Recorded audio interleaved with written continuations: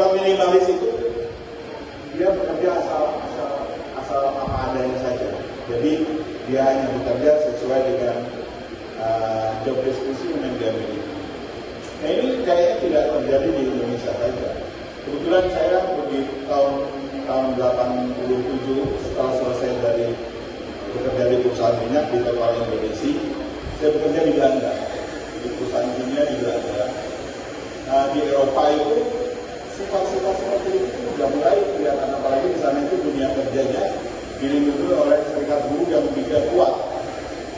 Jadi yang namanya kerja itu lebih banyak, terutama nggak semua sih, dari sebagian itu ada sebagian besar yang hanya bekerjanya minimalis. Begitu jam kerja selesai ditinggalkan, nggak peduli dia pekerjaannya selesai.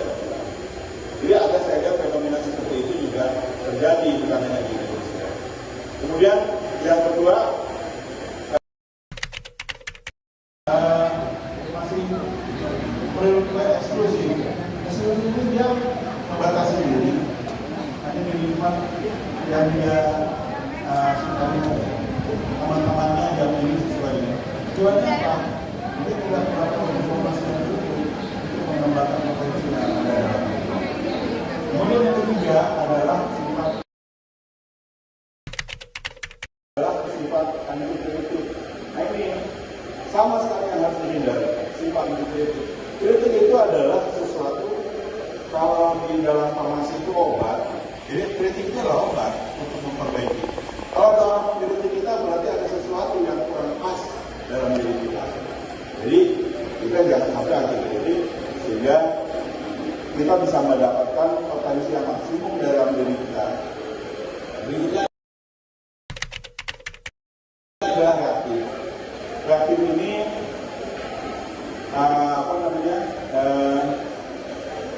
sifat yang seperti pemadam kebakaran. Jadi baru bertindak setelah ada kejadian. Jadi biasanya dia lebih senang menjadi menjadi penonton dari pemain lain. Dia kurang memiliki inisiatif dan kurang kita untuk bisa berhasil dalam dunia kerja yang kita miliki. Kemudian yang berikutnya adalah statis. Sifat statis ini sangat mengganggu. Dia tidak menyukai suatu perubahan, dia berada dalam komfort zona nyaman. Cepat puas atas kondisi yang dia telah lakukan, kemudian tidak menyukai adanya perubahan. Biasanya selalu reaktif pada adanya perubahan. Di perusahaan modern sekarang ini perubahan itu adalah suatu penyelesaian yang harus dihindari. Nah, orang-orang yang seperti ini biasanya menjadi antagonis, memusuhi apa-apa yang berubah dalam satu perusahaan itu ya. Baik, saya rasa itu yang bisa saya sampaikan untuk kira-kira menjadi pengantar dalam diskusi kita hari ini. Kalau ada pertanyaan, mudah-mudahan saya bisa menjawab. Tapi mohon dengan pertanyaan yang kita memberikan informasi. Terima kasih. Assalamualaikum warahmatullahi wabarakatuh. Informatif dan inspiratif. Pastinya nih Pak, banyak banget yang pengen bertanya. Oke, kita akan melakukan sesi tanya jawab. Sebelum mengajukan pertanyaan, tolong sebutkan nama kelasnya. Terima kasih. Apakah ada yang ingin bertanya? Ya, silakan. Assalamualaikum warahmatullahi wabarakatuh. Selamat pagi Pak. Perkenalan, nama saya Muhammad Syarif Hidayatullah dari kelas 11A. Izin bertanya Pak, bagaimana peluang karir bagi kami sebagai lulusan SMK Farmasi di PT Deso Tetra Cemika? Terima kasih. Assalamualaikum warahmatullahi wabarakatuh. Mantap. Terima kasih. Jadi begini, saya harus menyampaikan di sini bahwa kalian harus bersyukur bisa masuk ke salah satu sekolah menengah terbaik di Indonesia. Coba kalian bandingkan dengan katakanlah sekolah umum, SMA umum, sekolah umum. Bekal kalian untuk masuk ke dunia usaha itu, kalau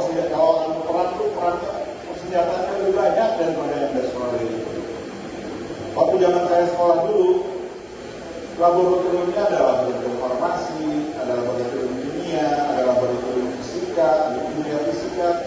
Begitu saya kuliah, semuanya itu sudah bukan sesuatu hal yang baru dibandingkan teman-teman saya yang lain. Begitu juga dalam masuk ke dunia kerja, kalian bisa jadi apa saja. Kalau dibandingkan dengan pendidikan sederajat, kalian jauh lebih unggul dibandingkan dengan sekolah-sekolah. Jadi itu yang harus kalian syukuri. Lulusan SAA ini bisa jadi apa saja, nggak usah khawatir. Saya oleh teman-teman dibilang bukan dari dunia farmasi, tapi alhamdulillah saya di cerita-cerita ini. Mudah-mudahan ini bisa jadi pegangan bahwa dalam mengatasi persaingan itu kita tidak perlu atau tidak harus bersyukur kalau bisa kan ya, tidak harus memenuhi semua kebutuhan yang dibutuhkan dalam mengatasi persaingan. Tidak semua hal-hal ideal bisa kita penuhi, tapi paling tidak dalam mengatasi persaingan itu kita sedikit lebih baik daripada pesaing kita, itu memberikan peluang kepada kita untuk mendapatkan porsi yang lebih baik dalam perlakuan usaha. Kira-kira itu ceritanya, mudah-mudahan tidak membosankan. Terima kasih. Terima kasih, tepuk tangan dari sekali lagi. Terima kasih Bapak Ustaz atas kesempatannya. Terima kasih untuk semuanya yang sedang berpartisipasi dalam kalimat kali ini. Semoga ilmu yang diberikan oleh Bapak Uceni Kurniandar bisa berguna bagi kita di masa depan.